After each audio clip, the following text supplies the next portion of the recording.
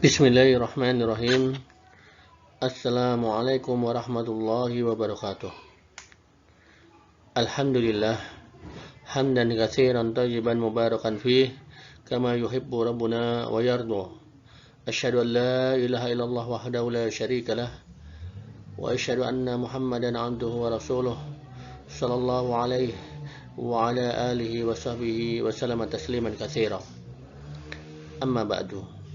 Allahumma 'allimna ma yanfa'una wanfa'na bima 'allamtana wazidna 'ilman wa aslih lana sya'nana kullah wa la takilna ila anfusina tarfata 'ain.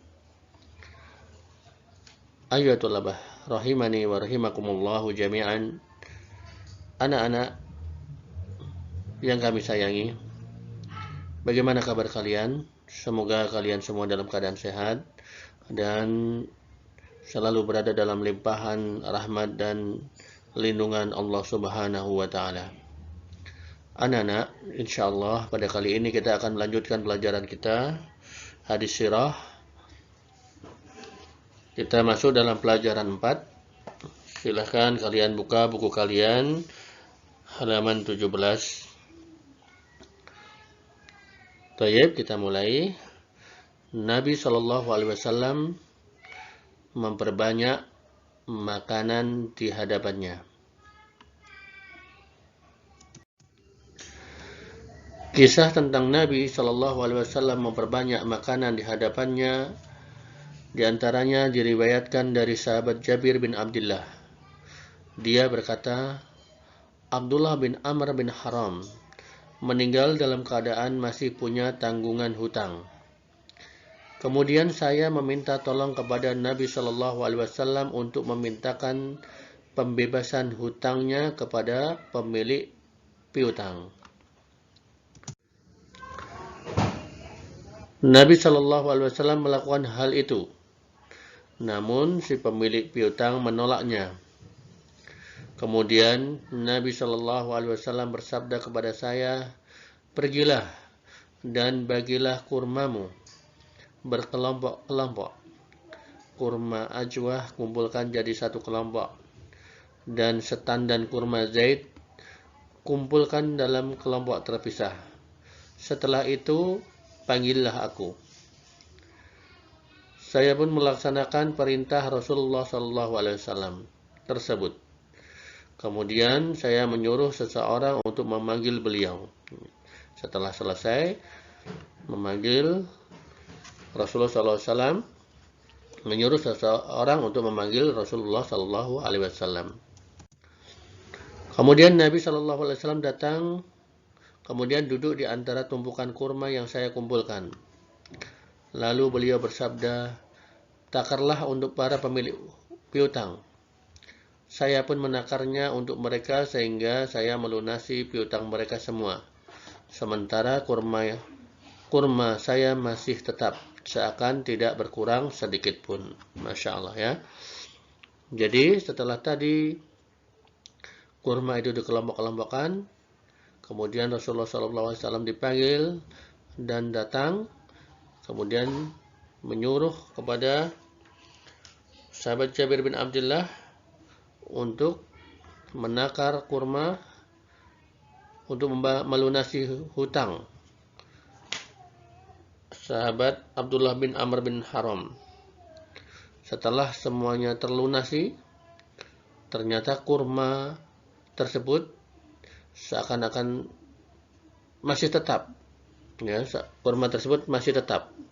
Seakan akan tidak berkurang sedikit pun. Ini menunjukkan mukjizat Rasulullah SAW, yaitu beliau memperbanyak makanan di hadapannya.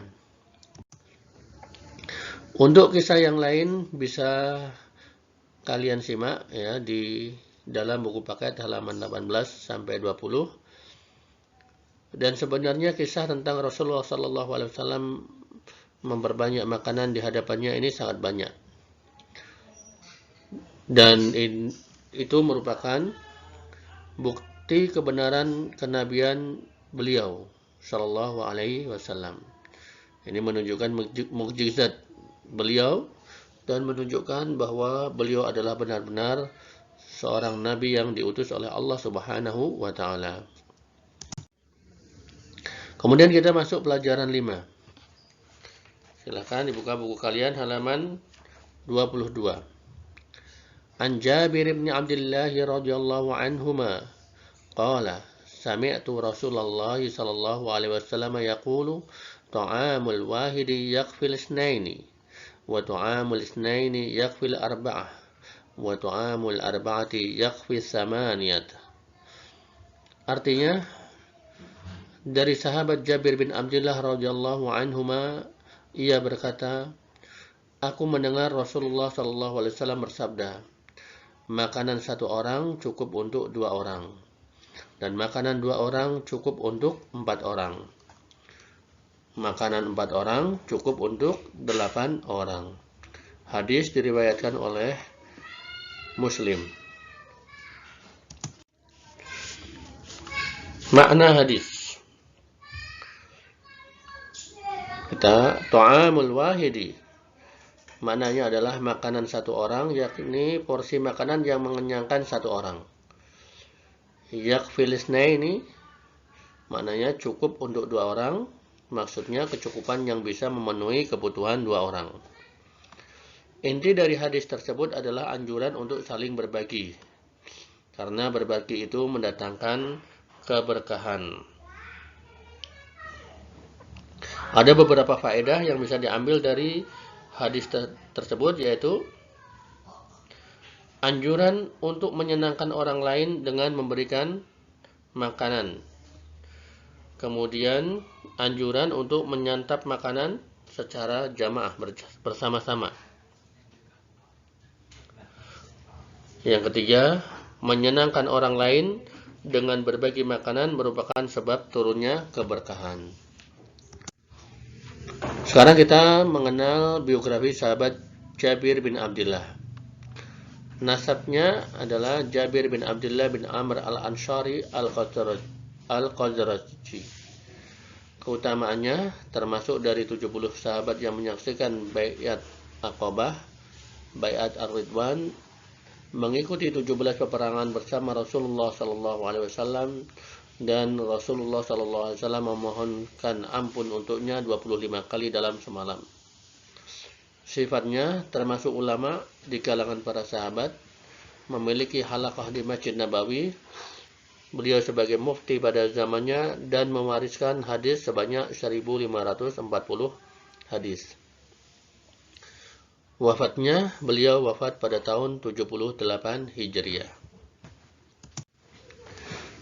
Nah, sekarang kita masuk latihan soal. Nomor 1, siapakah sahabat yang memintakan tolong kepada Rasulullah SAW agar hutang Abdullah bin Amr bin Haram dibebaskan? Kemudian nomor 2, apa makna ta'amul wahidi? Nomor 3, sebutkan sifat-sifat sahabat Jabir bin Abdullah. Alhamdulillah, untuk pelajaran telah selesai. Silahkan nanti kalian jawab pertanyaan ini, ditulis di buku dan dikirimkan ke pengampu masing-masing. Kita cukupkan sampai di sini. Semoga apa yang kita pelajari bermanfaat. Wallahu ta'ala a'lam. Kita tutup dengan doa kafaratul majlis. Subhanakallahumma wa bihamdika asyhadu an la ilaha illa anta astaghfiruka wa atubu ilaik. Jazakumullahu khairan wa barakallahu fikum. Wassalamu alaikum warahmatullahi wabarakatuh.